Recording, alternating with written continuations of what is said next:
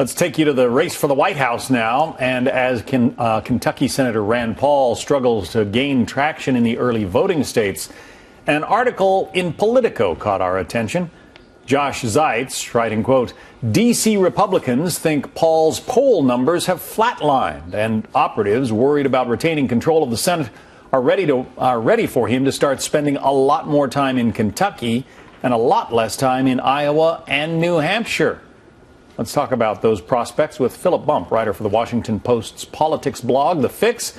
Jamie Weinstein is also with us, senior editor for the Daily Caller. It's a bit of deja vu here for you, Jamie, on Rand Paul. You're right. Yeah, on this show 3 weeks ago, I was asked who is the candidate I'm watching who is most likely to drop out next. And I said Rand Paul. And in that intervening period, I don't think things have gotten better for him. In fact, we learned in October 1st that it looks like he's going to have a poor fundraising quarter of just around $2 million when he reports, or when we finally see on October 15th.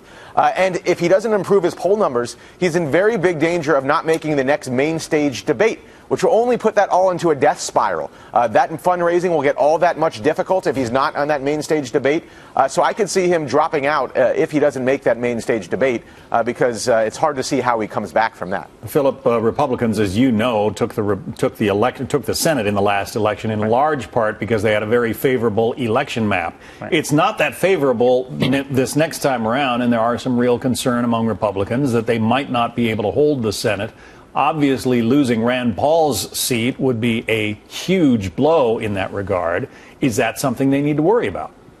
Well, I think if your job is to make sure the Senate stays in Republican hands, you're going to be worried about it no matter what happens. I haven't seen a lot of polling now that suggests there's a real danger for Rand Paul, which is why I think, Rand Paul, the Politico article mentions that he should be spending less time in Iowa and New Hampshire. Compared to a lot of candidates, he's not spending a lot of time in Iowa and New Hampshire. He's running a fairly inexpensive campaign. But it is still a problem that he led in the polls, months ago. It wasn't recently, but he led in the polls, and now he's doing very poorly. But that said, I don't know that he has a desperate need to get back to Kentucky and campaign for Senate, because I don't know that he's facing a real challenge in his reelection. Let's take a look at one of the latest national polls. It puts Senator Rand Paul at just 2%. This, there you go. That poll shows him basically tied with Mike Huckabee and just above John Kasich.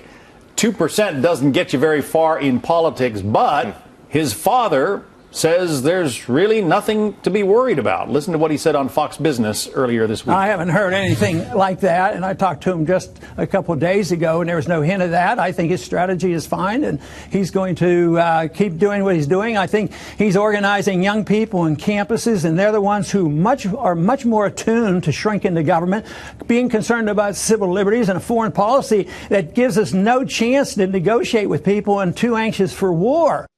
When he says, I haven't heard anything about that, he's talking about the possibility, the prospect of his son dropping out of the race for president. So what about it, Jamie? I mean, Rand Paul does have a sort of a grassroots organization that's very viable on social media and so forth. Can that propel his numbers higher?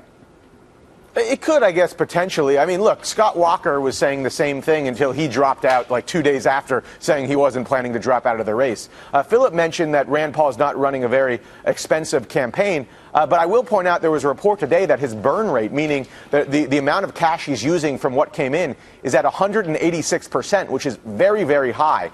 So it's possible that he hangs on and becomes a message candidate and really is not appearing, in those main stage debates anymore and just tries to, get those activists in Iowa and New Hampshire. But I think if he doesn't make that main stage debate with the expectations where they were for Rand Paul when he entered this race, I don't know why he would stay on, especially when he has another race to run. Well, sometimes you stay on to give a message to the political classes and others, Philip. Is he doing that? Yeah, I think he's trying to. I mean, I agree with everything Jamie just said. I think those are very good points. Honestly, that's how his father ran for president. His father obviously was not elected president. His father's argument that Rand Paul can rely on having young people vote. Young people it's a bad group to rely on when you're talking about primary voting. So I don't know that he actually has a strategy besides to just sort of hang on as long as you can, hope that other candidates drop out, and be eventually the candidate that the libertarian right centers on, which was always the value proposition that he offered in this race, I think. And I just, young people and a base of like that is not going to bring you from 2% up to 20% in the way that Rand Paul probably hopes and needs to have happen over the short term.